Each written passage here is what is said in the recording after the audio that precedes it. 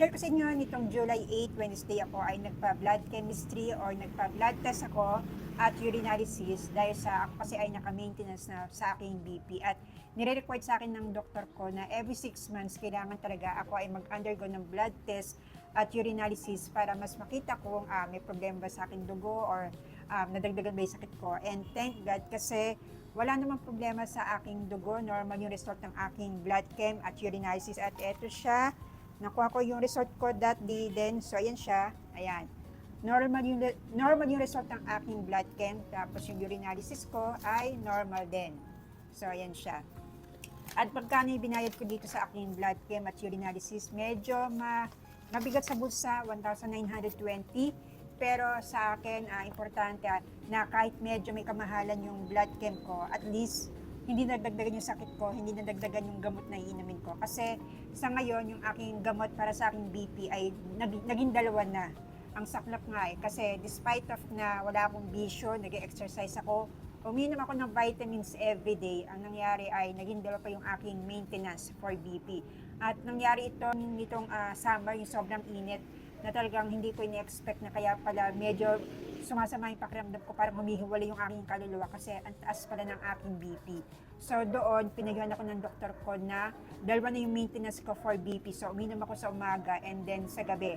Pero last week lang, medyo sabi ko sa akin doktor, in-stop ko yung pag-inom ko ng gamot ko, yung para sa gabi. Kasi nare-reach ko na yung normal na BP ko na 110/79, mga ganon. Tapos sabi ko sa kanya, kapag sobrang baba kasi ng BP ko and then uminom ako ng gamot, nararamdaman ko na nangihina ako.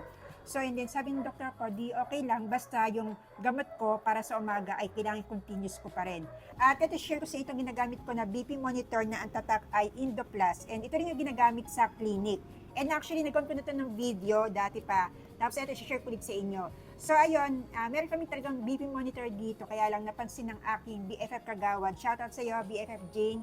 So yun siya yung assistant sa clinic ni Dr. Salamat. Na yun, napansin niya na yung result ng aking BP na ginagamit ko dati ay hindi nagmamatch doon sa nila, BP monitor nila. So ayun, nag-advise siya sa akin na bumili ng bago at ito, chineck out ko ito dito sa TikTok shop. So ayan, Indoplus at ito yung ginagamit ko ngayon.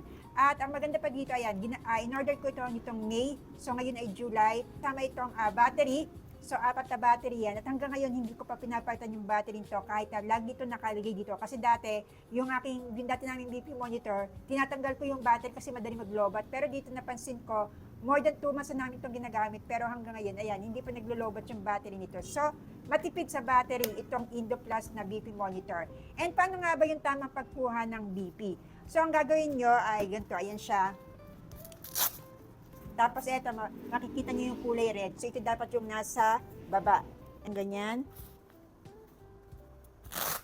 And then dapat hindi ito masyadong mahigpit at hindi rin dapat maluwag. Paano malalaman na sakto lang yung pagkakalagay nyo nito?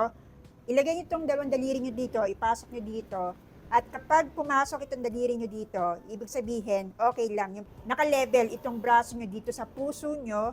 So, mas maganda talaga merong lamesa na pinagpapatungan nitong BP monitor. And then, dapat wala kayong ginagawa, hindi kayo nagsasalita, hindi kayo nagsa-cellphone. Dapat relax lang kayo. And then, nakapagpahinga na kayo bago kayo kumuha ng BP monitor nyo. So, yun ang tama para kahit papaano maging accurate yung result ng makukuha nyo sa BP nyo. So, eto, let's start na at then nagsasalita ako. So, tingnan natin kung medyo mataas ba yung aking BP sa ngayon. So, let's go. Then, eto, press lang natin.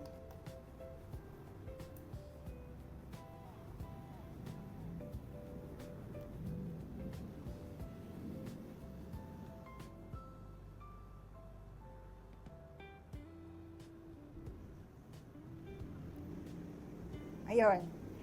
Medyo mataas, 135/92 kasi nagsasalita ako.